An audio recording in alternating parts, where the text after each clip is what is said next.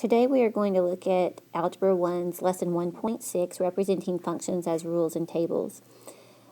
Functions can be represented many ways. The first way we'll look at is an equation, such as y equals 2x. A second way is a table where you have a list of x values that are paired with y values.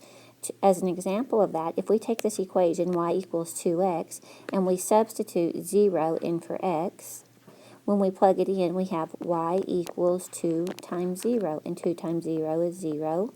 So you would have the ordered pair 0, 0. If we substituted 1 in for x, we'd have y equals 2 times 1, which is 2. So you would have the ordered pair 1, 2. Let's do one more. If we put 2 in for x, we would have y equals 2 times 2, and that would give us 4. So you could put it in a table like this. The third way that we'll look at is a map. A map is just going to be all of your x values listed in one. So we'd have 0, 1, and 2. And then we would have 0, 2, and 4. And then they just draw arrows across to indicate that when you put 0 in for x, that you get 0 for y. When you put 1 in for x, you get 2 for y. When you put 2 in for x, you get 4 for y. So they just draw little arrows across. The other way that we're going to look at is on a graph. We would just take the ordered pairs that we just found from our table and our map, and we would plot them on a graph. We would put 0, 0. When x is 1, we would have 2. And when x is 2, we would have 4. And you can put them on a graph. When discussing functions, we have x values and y values. And anytime they're talking about x, it will have a corresponding y value.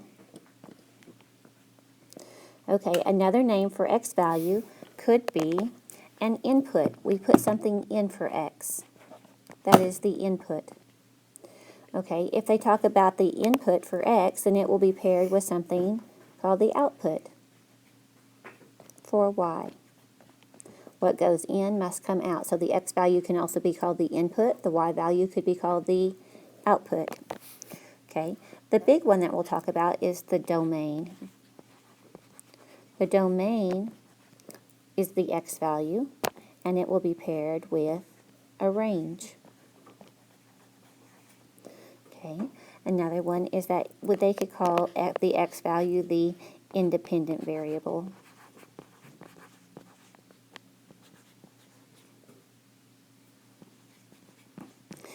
Okay, if x is independent, then y must be dependent. Okay, because y depends on what you put in for x.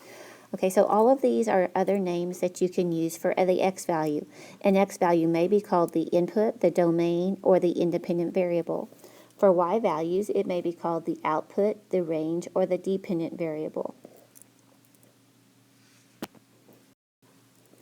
The big question when we're talking about ordered pairs and equations and tables and graphs is how are you going to know if it's a function?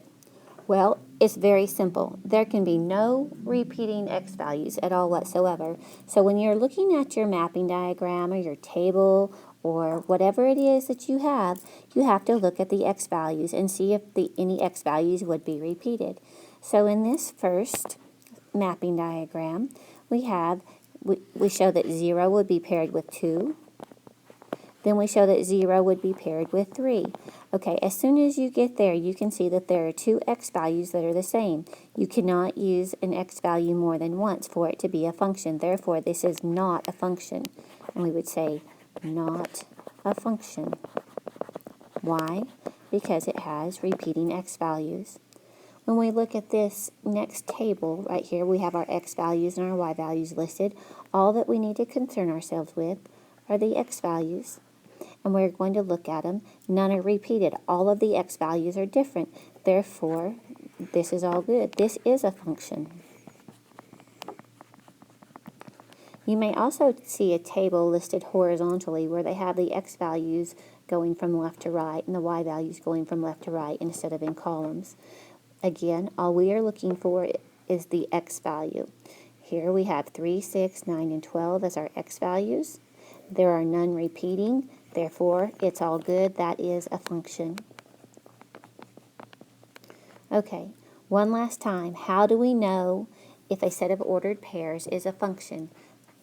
No repeating x values. The x values have to be all different for each y value that is listed.